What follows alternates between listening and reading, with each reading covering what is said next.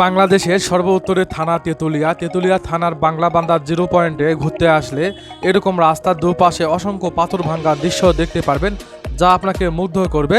আমরা খুব কাছ থেকে পাথরগুলো দেখব, তাই আমাদের গাড়ি দাঁড় করিয়ে আমরা এখানে এসেছি। এই যে দেখুন, বড় ভাই রয়েছে, মুসা ভাই আছে। এই তো আমরা পাথরগুলো হাত দিয়ে দেখতেছি, ভালো লাগতেছে।